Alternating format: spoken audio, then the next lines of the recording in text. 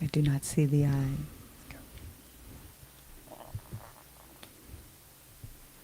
Nice. Sweet. And here we are for an episode of Dualistic Unity Raw, Thursday edition. It's really good to be back. I have to say, we've been doing stuff. We've been talking about stuff. We've been planning, not really planning, I guess, but just feeling out how far we've come. Isn't that interesting? That's a different perspective because, we're looking at season 7 just down the road right now. And it's not that we're looking towards season 7 so much as we're looking at what all the other 6 seasons have taught us about what we're doing, about its impact, about what's possible, and about how much we tell ourselves isn't possible.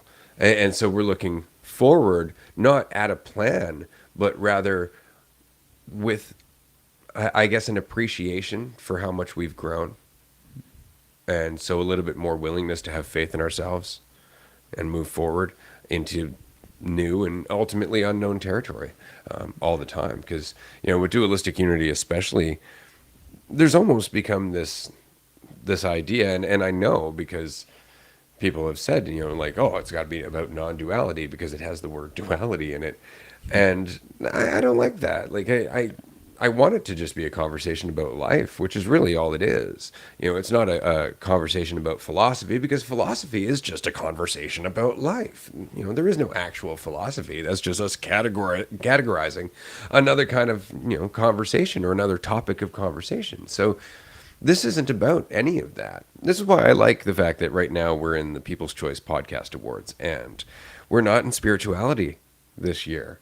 We made it to the semifinals, but not in the spirituality category, which I take as really positive. What did we end up in? Society And leisure. and leisure, which is great because that's much more reflective of what this conversation and ultimately the actions that are inspired by this conversation are meant to do. They're meant to be something that changes our lives individually because we are a society. And so I'm just very excited for what's to come. There's been just some great ideas about how to post differently and what to do with our accounts and just how we're going to approach different community ventures and guests. And it's exciting. It's exciting. I feel like almost like we're starting the podcast again. And what I really like about this, and we were talking about this earlier, is to create a season 7 wherein there is no need to go back to season 1. There's no request to do so.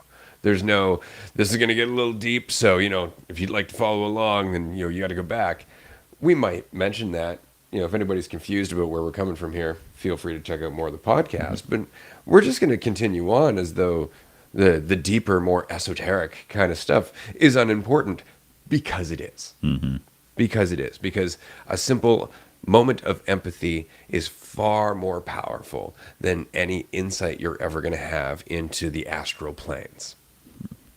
Far more. It's far more powerful. And so I'm really enjoying the fact that that's where our focus is going because, in fact, that's how we've all been feeling in our own lives. There's been kind of a distillation process that I think we've been going through where it's just, going through that cycle of like, oh my God, there's so much stuff. This is amazing. Blah, blah, blah. And then go, right, but the ground under my feet.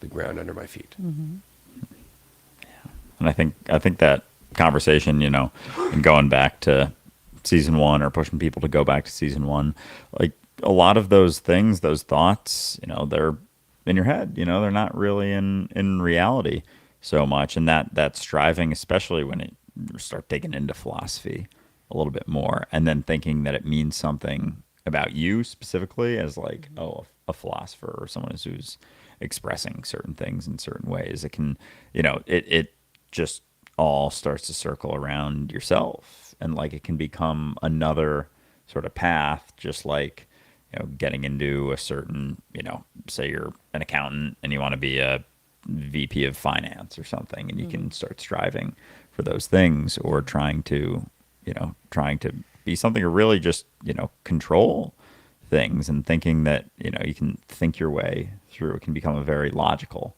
sort of thing. Like, oh, what would, someone who is having this conversation do in this situation instead of what would I do as someone who is myself, who can, has the ability to put myself in someone else's shoes for a second. Because that, being grounded, being on the ground is that if there's any superpower out there, it's being able to take that extra moment in your life to put yourself in someone else's shoes and, reconsider choices that you make, even because, a lot of the choices can be about you becoming something or assuming that, you're the only one going through stuff. It's like if you're having a tough day and are all fully engrossed in that, it's going to be really hard to recognize that everyone might be having, as tough a day as you.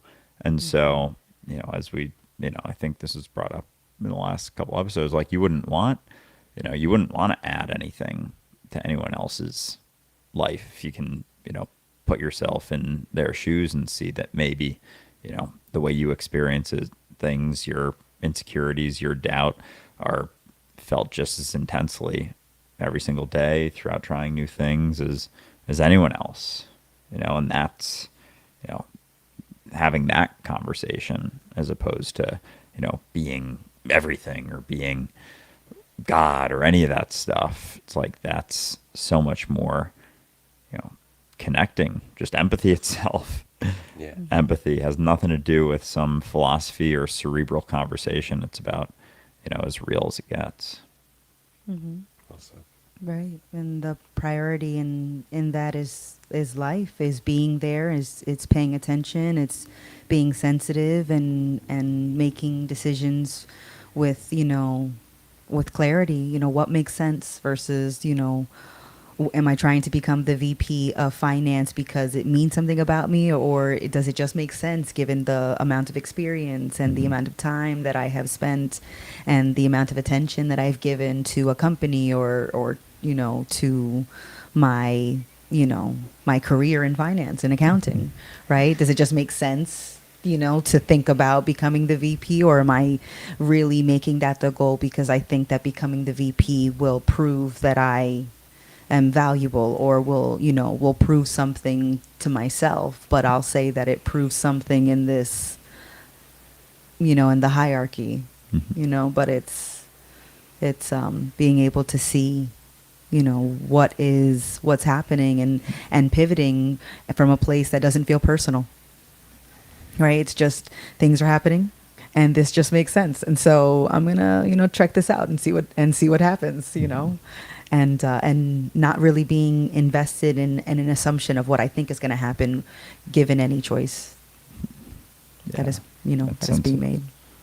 Yeah, that sense of, control, like striving to be VP of finance or whatever, you assume that like that's going to do it. That's going to be the thing that does it. That's when I'll feel like enough. And like that potential to not feel like enough is always going to be there. There's nothing you can do, nothing you can, no amount of things that you can overcome or ways that you can see yourself that's ever going to get rid of the potential to doubt yourself. The potential to feel like a bag of shit or feel like anything.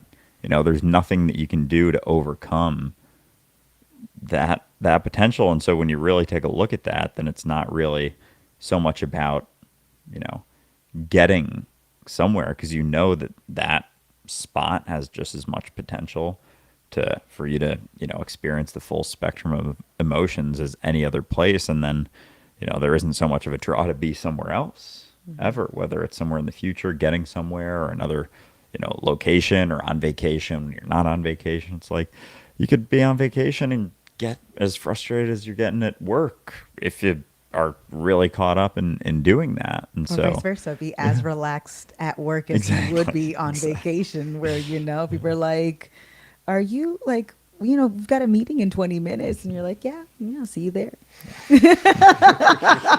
And they're like, because you could. It's equally true on the opposite end of the spectrum. You can be just as relaxed at work or doing things that seem serious, right? And so I love talking about philosophy, and I used to hold up like philosophy on such a pedestal because I thought like, oh my God, these are like brilliant people that are chewing on like the big questions. And then it's like, well, what are these big questions? And it's like questions about uncertainty. And it's like, they're not really big or small. It's just questions. And it's questions exploring experience, life, existence. What does that mean? I don't know. But it's fun that, you can chew on the question without making the question or the chewing mean anything in particular. It's like you could view the topic from any particular point of view and not be upset that it wasn't another point of view. It's like, oh, it's just this one. All right, let's see what this is. Let's check this out a little bit. For sure. Yeah. And I think when it's not, because, just for example, philosophy can put you on a very specific track that has certain, restrictions or non-restrictions. Like, you think you can't act certain ways or have to act certain ways because you're having that sort of, conversation.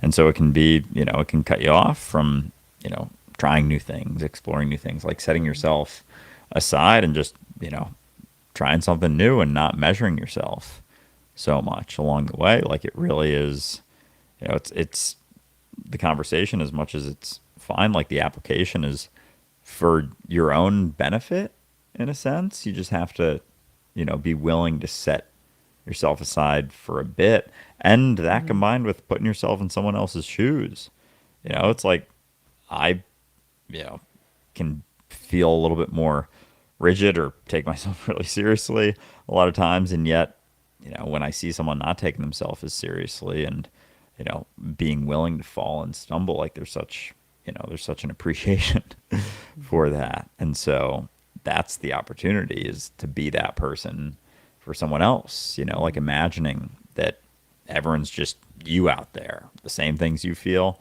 everyone feels, another way to look at empathy. And then it's like, you're always just talking to yourself in that sense. Like there's a lot of, ways to think about that, but it's not really even a thought necessarily. It's just, there's that potential in everything that you do, understanding that. Yeah. Right. The topic of authenticity is coming up, and I'm like, being authentic and being empathetic, it feels like they're almost touching on the same thing. When you're feeling empathetic, it feels like a very authentic moment, that's shared. And but it takes attention and self-honesty and kind of a light, loose, like not very less attachment, and so when you're feeling more empathetic and more authentic, you're feeling less attached to the idea, to the assumption, to the thought of you, and so it feels like, oh, this, when you're feeling more empathetic and more Got an echo in the room. right, The echo is that's true. funny. Hello. Can you hear me? Hear me. I can. But yeah, that sense of just the willingness to not take yourself quite so seriously, and being willing to, stumble and fall and not trying to protect yourself all the time. Like it's basic too. It's in just conversations, like jumping into things when your heart's racing a little bit more. It's like that. It's not these big, drastic things so much. It's like the moment to moment. It's like what's actually happening. It's like you have insecurities, you have fears, you have stuff that's, happening all around us all the time. And it's like just setting yourself aside, for those, and seeing the people that you're with, and, understanding that, the feelings aren't separate. as you go through stuff. I think there's something there to be explored in terms of, we all have insecurities. Yes and no. Like the statement itself implies an ownership that doesn't really exist. Because if we all have insecurities, then none of us have insecurity. None of us are the owner of and creator of insecurity. It's obviously just something that's optional for everyone. So none of us have insecurity. Everyone has access to insecurity. None of us are actually saddled with insecurity as something that, we're doing wrong or something that, is our fucking burden to bear. The fact is that insecurity is always going to be an option in the same way that creativity is always going to be an option. They're all there all the time. It really just comes down to what state of mind are you in that really presents which one of those options you're going to reach for. Like in a state of fear and tension, you will reach for different thoughts than you would in a state of relaxation. So there seems to be something underlying there. And I just wanted to mention very quickly, because I know the video on our live broadcast is just cut out.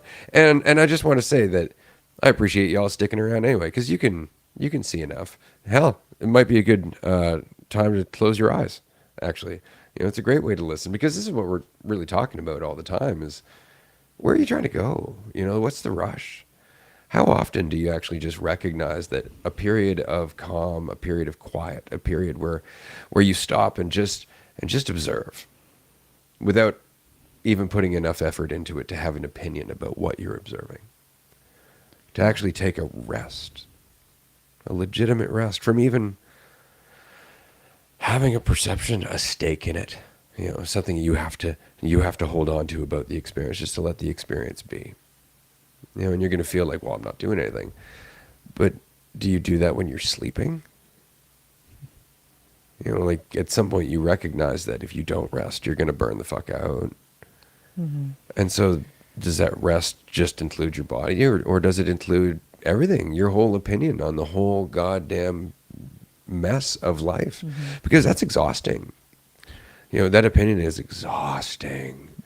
And it's just because you always have to maintain it. You can change it. You can defend it. You can try and convince others of it. It becomes this conceptual plaything. But ultimately, it needs your consistent attention to keep going. That's why there's so many things from your past that you don't even remember having an issue with, but they were huge at the time. And it's just because you stopped giving that fear energy, and eventually it disappeared like a fart in the wind. It really is, and I like what you're saying about authenticity and empathy, because again, that's a state of being. In a state of authenticity and empathy or relaxation, which is another word for the same damn thing, right? You just see that there are other thoughts that you can reach for without feeling so compelled to reach for anything. Because when you feel compelled to reach for a thought, it's because you're afraid. It's because you're tense. And so it helps to recognize that, it would be like if as soon as you became nervous about going outside, you closed your eyes a little bit, like you started squinting. So that way, the less you could see, the less there is to be afraid of, right? That's ridiculous. Doesn't that sound fucking stupid? Like that sounds fucking stupid, but that's exactly what we do in terms of our inner sight. We get panicked and we close our eyes to all the other options that aren't validating our fear, that aren't validating our need to feel secure. Like it never dawns on us we can just let something go. Because we're like, no, because then it's going to do this and that might happen. And then we have all this justification. But the letting go of it is where we recognize, like, oh yeah, no, but I don't really know. And then all of a sudden it's like you've opened your eyes and you can see so many other things that are happening. Even the possibility that you're just taking yourself a little too fucking seriously. That's a fun thing that's been in front of you the whole fucking time that you're not looking at. It's like, I just love that. Like we get so caught up in our shit and it never dawns on us that maybe I'm wrong. Just that one simple fucking, but that opens up the rest of the spectrum, right? That all of a sudden we're opening our eyes again. And that's where we can see things differently. But it's that protective shutting down. It's that protective trying to limit the options that we see, because hinders us repeatedly. So I want to that some exciting news.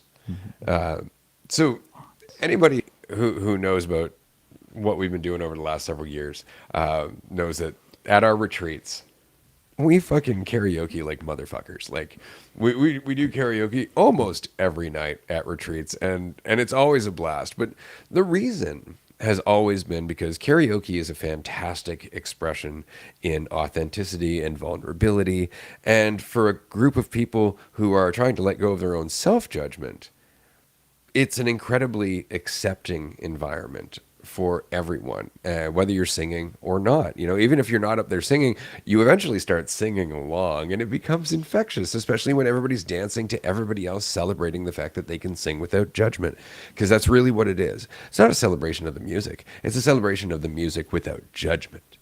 It's a celebration of our enjoyment of the music without judgment. And so karaoke has always been a very powerful thing. I've always found it to be, you know, if actually somebody at one of our retreats, Denver 10 for 10, actually said, you know, karaoke is life. And that is so well put. And so we've been out and about here in Nanaimo, British Columbia, for anybody wondering, in Canada, Vancouver Island, talking to the community and getting involved with the karaoke crowd out here. And conveniently enough, you know, just because this city seems to be the karaoke hub for all of Canada. I'm pretty sure Maybe there the is world. more karaoke here per capita than anywhere I have ever seen, anywhere I've ever lived. And it's just incredibly convenient. And so we've been out there just, you know, embodying the vibe, having a great time, encouraging people. We're the loudest ones at the bar, cheering people on. It doesn't matter if we're singing or not. And it really is, you know, to the point where we went out the other night and we've been off for a little bit, including not going out. And we walked into one place and there was a collective cheer from pretty much everybody there. And it was just because we don't bring any weight. We don't bring any burden. And so what we've decided to do, and I'm very excited about this, is to actually offer karaoke services here in Nanaimo. And that doesn't mean that the three of us, are going to be running all these karaoke nights. Oh no. We have found two of the best DJs in Nanaimo. These guys are great. They're entertaining. They're energetic. They're encouraging. They're supportive. They're empathetic. They are Johnny on the spot when it comes to just guaranteeing a good time. And we've teamed up with them, and so we're going to be offering to host events and do karaoke at some of the establishments here in town. Not just, you know, bars and whatnot, but we want to talk to some of the other local nonprofits and communities organizations about maybe doing some teen karaoke where there's no alcohol on the premises, so it's more of just an accepting vibe. Yes. Very, very excited about this. So the details are on the website. You can go to dualisticunity.com, click under events, and you will see karaoke services in Nanaimo, BC. You'll see a little write-up about what we're doing, and we're going to be doing some updates about this on our social media as we move forward. We've got a meeting later on tonight with a few key people, and yeah, very excited because this is exactly the kind of like boots on the ground work that we're always talking about. Like, you can go around and you can go like, we're all one, we're all one, we're all one, and not realize that you're pushing people away in doing so. Because again, who are you telling? Who are you trying to tell?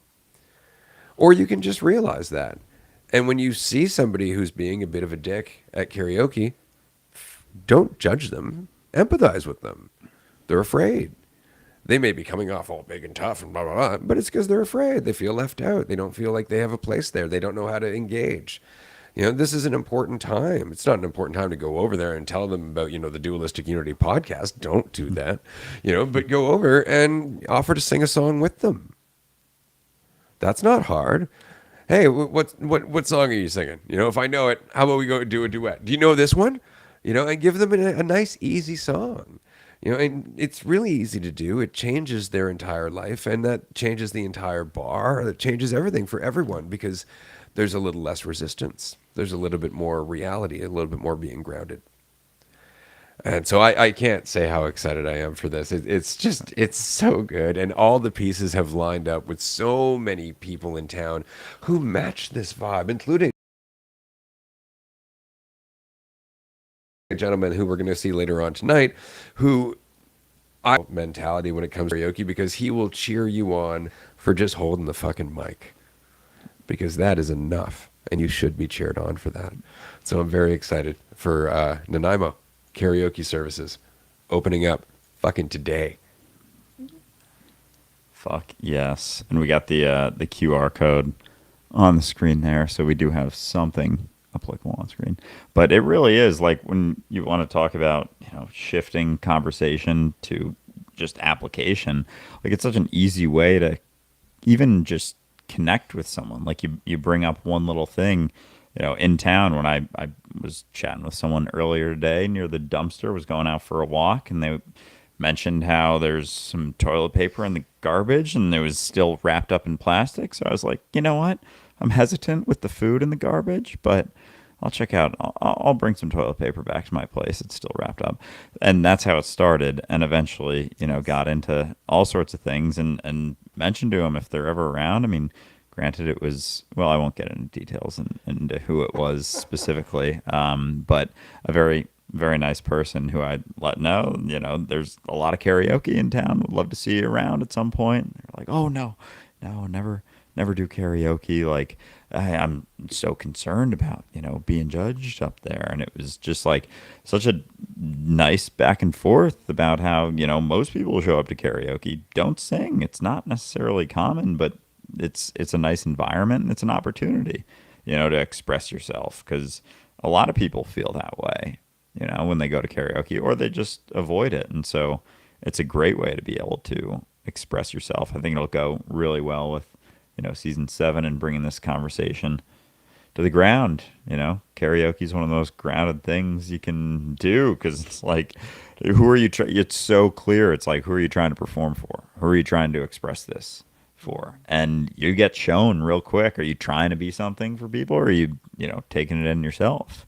And just being willing to, express things. So I have enjoyed karaoke in a lot of different ways. I've definitely learned more from karaoke than I did in any classroom probably throughout my life. So yeah, it's a good teacher. Immediate feedback. Yeah. Yeah. Karaoke is transformative for sure. I definitely told myself that I wasn't able to do it, at first. And I remember the first time I did karaoke was at our retreat, at the first retreat.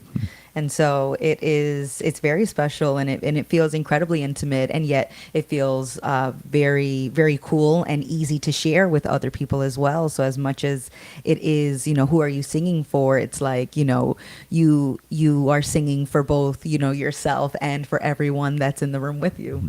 And, both of those feel like singing for the same thing, sometimes. And I really appreciate seeing that and encouraging people who tell themselves what I told myself, which was that, I'm not a professional singer, so I really should. I have no business around a karaoke mic. And now it's like, singing in a karaoke bar with cool people is feels very much like singing my favorite tunes in the kitchen as I'm sweeping it.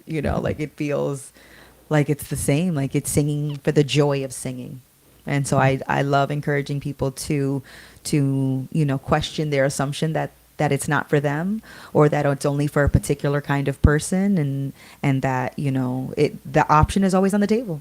And it's cool to see people going up there and rocking out and just singing a song that means something to them in that moment, and enjoying it as much as they can. I think it's really beautiful. Oh, for sure.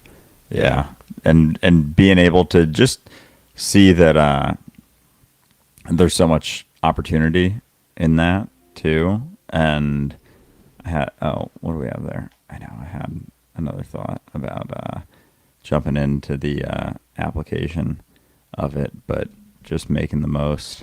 Yeah, it went away. I was chasing it back, but it was long gone. So well, I'm not gonna lie. I mean, one of the reasons that I'm so excited about this is not just because we're providing karaoke to people and changing the atmosphere, because as well as I do, not all karaoke is equal. And what I mean is that sometimes you'll have somebody who runs karaoke for them. Like they run it with their songs, the things they like. to the audience Yeah. they resonate with. You know, they don't like younger people, or they don't like older people, whoever they might be. You know, like it's true. Like there's a lot of DJs out there who are frankly kind of assholes. You know, Yeah. and so it's nice that we're able to get in there and introduce an environment that is more accepting, that is more encouraging. And I love the fact that we found a couple of DJs right off the hop who we've become friends with, and who are just fantastic in terms of being people. Like I've seen these people like take care of somebody who's just had way too much to drink, you know, make sure that they're safe to get home, blah blah blah, just go above and beyond the fucking line, you know, like things like that. But these people, these DJs, our friends, are just, you know, getting to know a lot of us and what we do as the podcast of the community, why we act the way that we do, why this is so important to us. You know, they're a little bit caught off guard, admittedly, by like some of the conversations we have where we are so clearly enthusiastic about being empathetic, which is odd. Like most people don't look at being empathetic as, you know, something to cheer about. If anything, you hear people bitching about the price of being an empath. You know, they do, like, oh, it's so hard. Then you're not really doing it well, are you? You know, like it seems like you're the focus here, but that's the point. And so, I'm excited as these two, who we've already seen, you know, one of them especially, but we've seen them change over the time that we've met them. We've seen them open up, and Yep. we've seen them realize, like, yeah, not everybody's a dick in the world. You know, you can soften your edges. You can look at people in a different way, and that's okay. You can sing the songs you like, you know, that kind of thing. I'm stoked to see what they do with their lives as they continue to have insights and also feed off the environment that they're helping to create. Because who doesn't love to be surrounded by people who are all accepting? But it starts with you being accepting. And that's the position they're going to be in. And I'm so fucking stoked for it. Oh yeah, yeah. Likewise, yeah. Things can be really reflective, and you start to recognize that it's your response to things that you're kind of like interacting with, and you know, if you're willing to see that, then it's like it's an easy shift, you know, an easy change to be like, oh yeah, you know, getting caught up in empathy being this grand old thing is like, that's not really what it is. You still think you're doing something for someone else. Really, it's like I'm doing it for them, sacrificing. It's like Selfless. the priest video where it's like, oh, it's you have to die, you have to die to take on this, you know, burden of priesthood and being there for everyone, being that person. It's like, it doesn't have to be that. It's the same with, you know, same with even fear. As much as that's not something to run from, insecurity not something to run from, it's also not a requirement to focus on. It's like you can go into something and be afraid, but it's not. It's like there are other options too. Just because it's a new thing, just because it's, you know, you're trying something for the first time, doesn't mean that there has to be fear. Like it doesn't have to be the focus. If you're nervous about doing, you know, like even just getting on an episode, sometimes when we have guests, it's like, you know, in preparation, it's like, I don't know where this conversation is going to go, what's going to, you know, what questions are going to come up. As much as I'll, you know, write down some stuff, like when we're in the conversation, there's nothing to hold on to necessarily. There's no guarantee of where it's going to be taken. And so that's not something, it's like you have the option to be afraid of uncertainty, but it's an option. It's not the only option. It's not every time you're feeling, you know, unsure about things, it has to be, oh, I'm afraid of that. It's like either way, it's going to be uncertain. Either way, your life's uncertain. So it isn't the only response every single time. And I think when that, you know, settles that, oh, I don't have to be afraid of everything. It's like, yeah, I'm not really sure what's going to happen tomorrow. And there can be some excitement in that. It's like maybe something really fucking cool will happen. You know, it doesn't have to be like, oh my gosh, all these things that, you know, you're afraid of happening. That doesn't have to be the only thing that you look at all the time, but it's going to feel like that if, you know, you're feeling a little bit more tense, if you're not super relaxed. It's like, that's where you can tend to focus. But again, that's coming from you. Yeah. I like to, or at least what I used to do when I was younger was like, I used to like going to like worst case scenario. It's like worst case scenario, I die. Yeah, pretty And I much. can't do anything.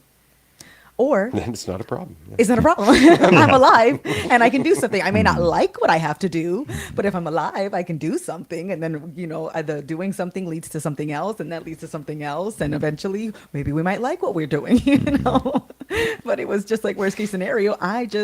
This kills me or something. Or, I was like, and there's nothing we can do, and that's like worst case scenario. Anything other than like physical death is like not so bad. I may not like it, but I can get over the not liking it and then just, be there, be in that step, be in that process, no matter, if I like it or don't like it. Because worst case scenario is not happening, and if I'm alive, then I have options. There is potential. I can do something. And I just may not like what I'm doing at the moment, but that doesn't, that is irrelevant to the doing, my opinion. Like it's there, but it's like I still got shit to do, And I loved the clip that I recorded when we went camping the first time, and you guys were lugging the wood, or you're holding like the bundles of wood, and you're walking, and we're chatting about things, and I think you had said like, I have no time to judge myself. There's shit to do.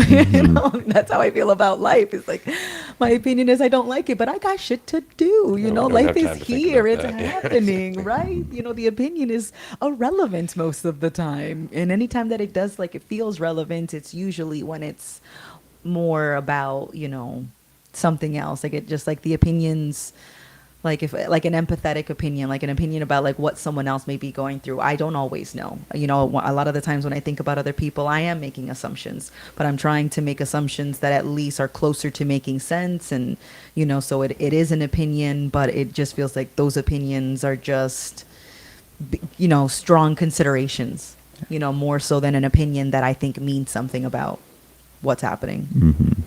Yeah, and I think the more attention you're paying to things, it's like the clearer picture. It's never going to be fully clear. Your assumptions are never going to be spot on or guarantees or certainties by any means, but there is a spectrum to how much you're paying attention versus how little you're paying attention. If you're not paying a whole lot of attention, which can be just paying attention to yourself or idea of yourself, there's going to be, it's like that goes with a lot less sensitivity to things too. And so then it's like, the things that become focuses are very distant from what's actually happening, like in the moment, in the experience that you're having. And so it's harder to have empathy because you're so disconnected from, even seeing what's actually going on, like what, all the things there are to do, to try and like recognize that like, holy shit, I'm alive and there's opportunities to do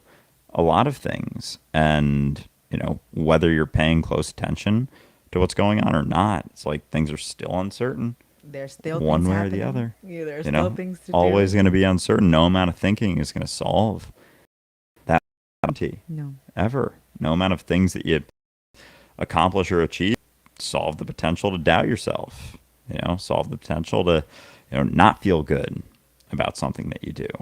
It's like that potential is always going to be there. There's no end to thoughts. Even it can be a focus if you want it to be, or like it doesn't have to. It doesn't have to be. No, because there's still a life to be lived. And although I may not know exactly the nuances of what people are going through, I think it's safe to assume or to think that like people are doing their best and they're going through some shit because, if, I certainly can see my personal pile of shit. I see the things that I hold on to, the assumptions that I make, the tension that I build, the weight that I bring.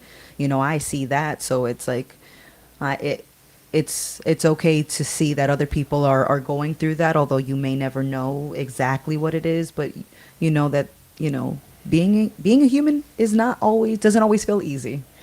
but it doesn't have to be unbearable.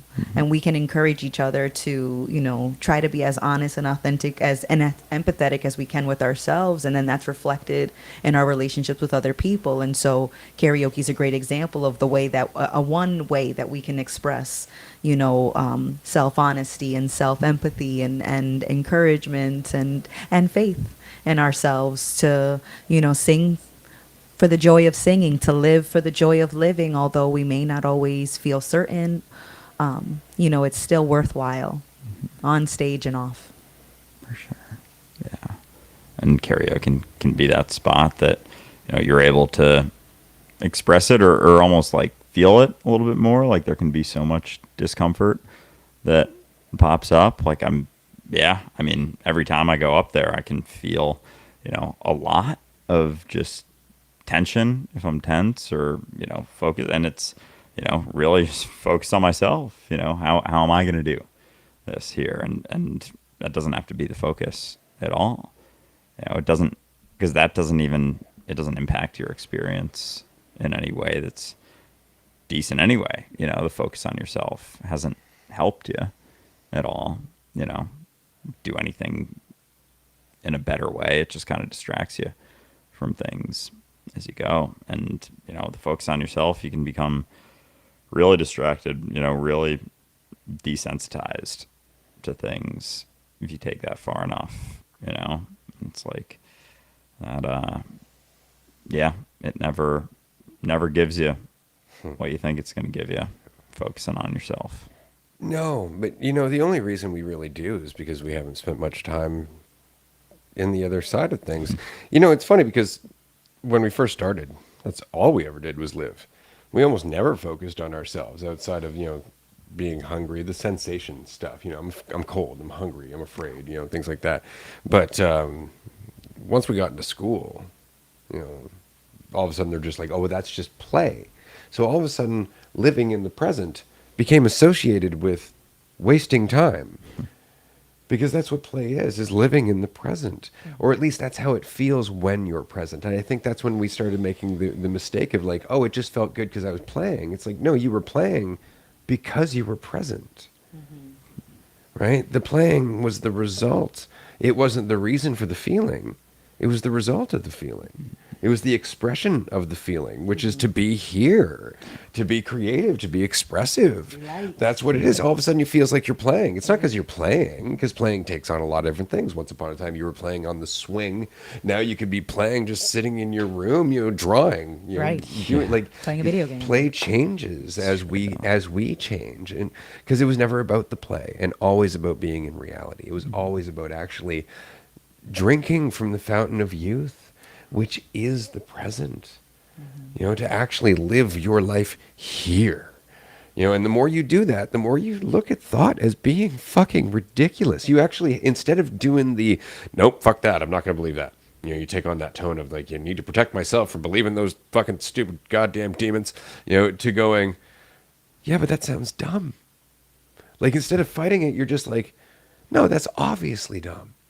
Like everybody hates me. Everybody hates me. It's like, I don't know everyone. What the fuck am I talking about? Like just stuff like that. Like you really start to realize that there is this underlying ridiculousness to all of your thoughts about yourself. And that really helps, but it only helps by virtue of being in contrast to living now. Like if you're trying to get to a point where you don't take your thoughts seriously, by thinking about them, that's never going to happen. But if you really want to show that you're not taking your thoughts seriously, go sit down on the grass, close your eyes, listen to the breeze, and make that your priority. Just the breeze. Not even the result of what you're going to get out of focusing on sitting on the, oh my God, I'm focusing on the breeze, Ray. I'm on the grass. Okay, where's this going? It's like, nowhere. Can you live with that? Because as soon as you can, your life will start to change. As soon as you can, you will start to drink from the fountain. And that's really all it is. Just focus on where you are, and the rest all kind of falls into place. But you have to make it a practice. It can't be something that gets you somewhere. It has to be just about reconciling that this is it. This is what it is to be you. This is what it is to be alive. This is what it is to exist. And what do I mean by this? everything? And are you willing to just let it change so you can see how powerful and how magical those changes are when you're not putting them through the filter of your opinion and all of that heavy lifting that goes with that opinion? This has been a fun episode. I've really enjoyed this. I know we got to sign off here, and we're going to be on Patreon in 15 minutes, so we hope to see everybody there. It's nice to be back. We're going to be recording an episode on Friday, and we're going to be wrapping up season 6 in the very near future. This has been fun, guys. It has. Yeah, that sense of play. It's a powerful reminder because that difference, being a adult versus being a kid, like it doesn't have to come with that seriousness, like the furrowed eyebrow seriousness. Right. It can be responsibility and prioritizing, the moment, the experience that you're in.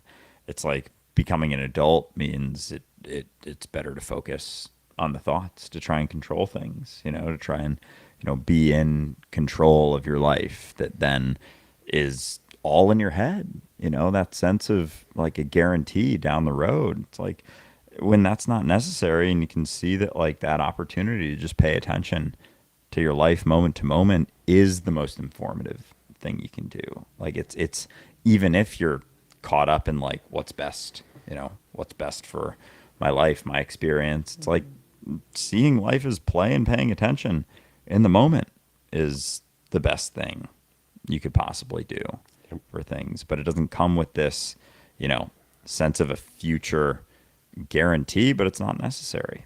It's not as necessary. But yeah, this has been great, and we got Patreon. We do. I just want to mention one thing before I pass it over to Amanda to bring it on home.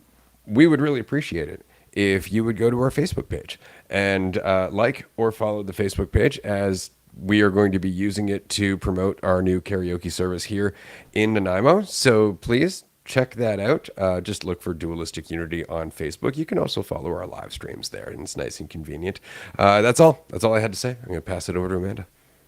No worries. Thank you for joining, everybody. Look forward to the next DU Raw, and we'll see some of you in 15 minutes at our Patreon call. Bye, everyone. There's a Patreon link real quick if you want it.